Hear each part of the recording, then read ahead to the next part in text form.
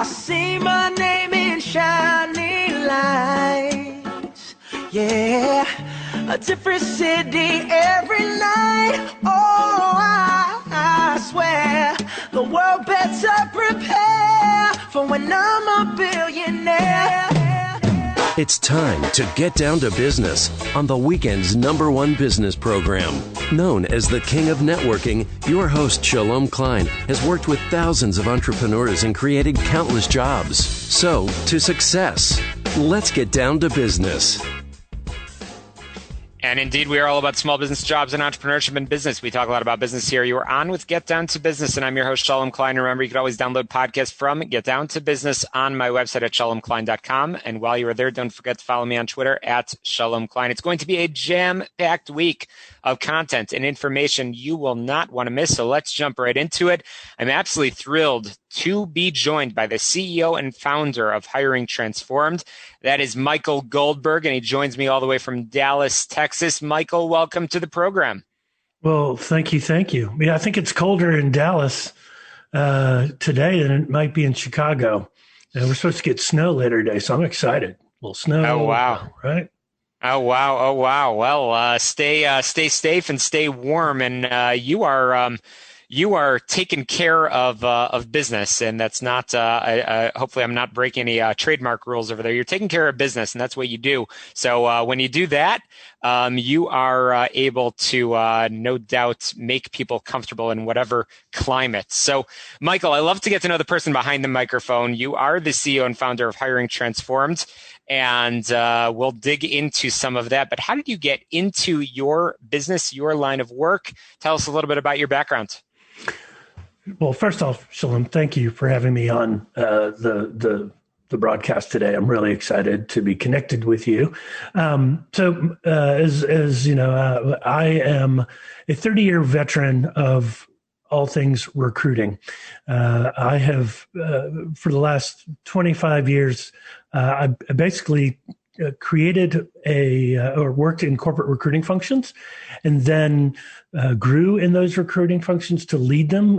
Companies such as American Heart Association, which is based here in Dallas, Freeman, which is a global used to be one of the largest global event management companies out there. So did a lot of international recruiting there. And so my goal really, when I went into those organizations, was to deliver. For me, I grew up in the Marriott family, a background right out of college, making $650 an hour with a college degree. So, but what was embedded into me was the level of service that you provide will bring the customers back to you every time. And how you deliver that service, and when you say you're going to deliver it, is also really important.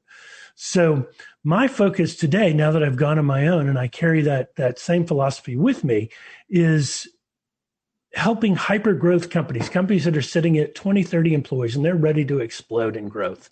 And I think we're going to see some pretty good hiring numbers. We'll see the hiring numbers go up, and I think we're going to see some really good, more hiring events going on. People are hoping once the pandemic is, beginning to minimize itself through vaccination, which I always encourage everyone to go do when they can and when they're eligible. But you have to build the relationships with a lot of these folks. So my target audience is generally those CEOs, CFOs that are looking at their numbers and saying, all right, look, we're getting a C round of funding, a D round of funding, and we're ready to go from 20 employees to 60 employees or 30 employees to 100 employees this year, and then double that over the next 1 to 2 years. So I go in and I put the processes, the strategies, everything in place for them. And Michael, you are a self-described recruiting data nut. So let's talk about that data piece, because that's something that I don't think is discussed frequently enough. How do you use data, and why is it important to use data for recruiting and hiring?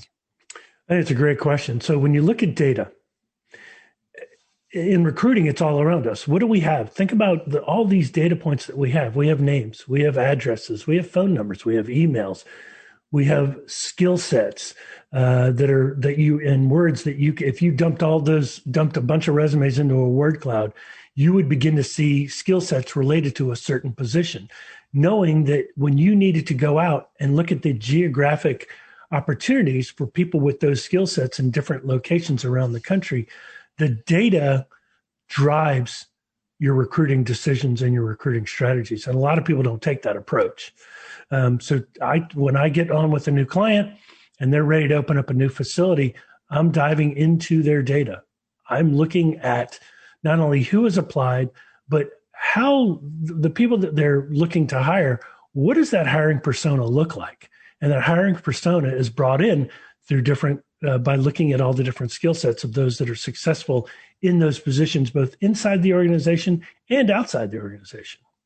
So at Hiring Transformed, you've worked with many companies in bringing a unique talent of strategic HR and recruiting experiences to help those organizations do better when it comes to servicing internal and external customers.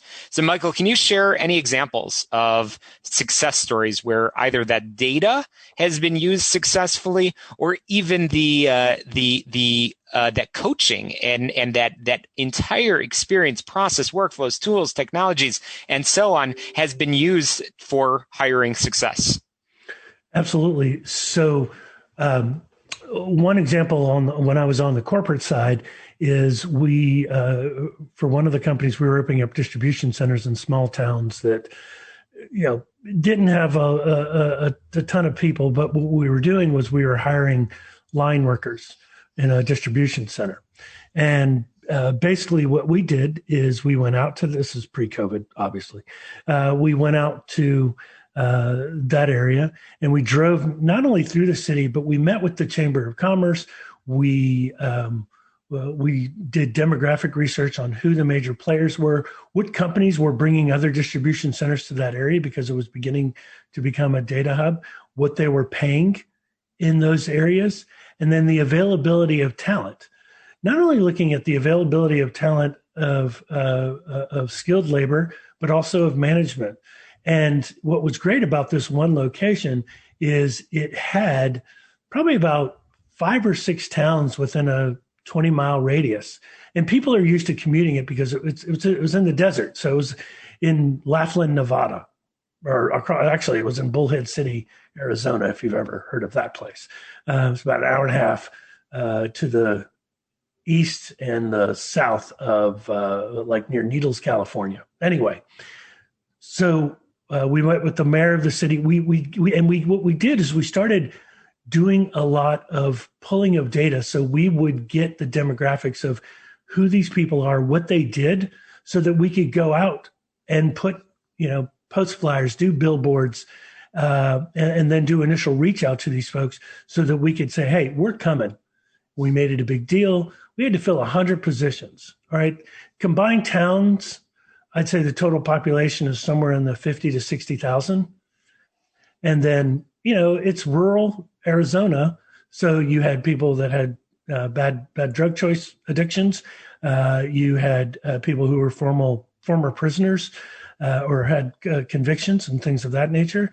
And depending upon their level of, as long as it was a misdemeanor, we were totally fine with bringing them on. But we also gave the chance to bring on felons that didn't have any type of aggravated, assault or rape or anything bad like that. So really it was pulling all this data in so that we knew exactly who we wanted to go hire.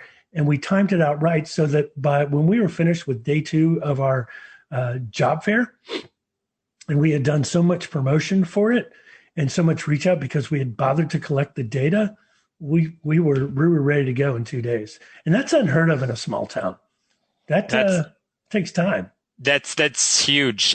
So Michael, as we get close to the end of our time together, I want to make sure that we have a clear takeaway. What is the one thing that you would recommend business owners put in place if they remember nothing else from our conversation, and they should remember everything, and we'll make sure that they get in touch with you, Michael? What is that one takeaway that they should put in place? The one takeaway is to have a strategy in place, have a recruiting strategy, a talent strategy. And when I say that, think about who you're going to hire, think about the skills that are needed, put together personas, build out recruiting playbooks, build out talent playbooks that go a step further to say, once that person's on board, what's that plan that you have to make sure you retain that person? And a lot of companies don't take time to think through the onboarding processes. So let's bring them in, let's get them to work. But have that strategy, have a recruiting strategy. Who are you going to hire? What are the processes look like? What kind of service level agreements are you going to have internally with your hiring managers and externally with the candidates? Because you want to ensure that you have a great candidate experience. Look at the different programs. Make sure you're measuring all of those programs and bring that data in. Create a SWOT analysis. And if it's too much for you to do, you need to reach out to me because I'm happy to help. So how can people reach out to you real quick? Well, they can reach out to me at www.hiringtransform.com or through my email at Michael, Michael, at hiringtransformed.com. hiringtransform.com. Michael Goldberg, thank you for bringing your expertise onto the program. I look forward to welcoming you back real soon, and I hope all of our listeners will get in touch with you. We're going to squeeze in a very quick break. More small business, jobs, and entrepreneurship when we return.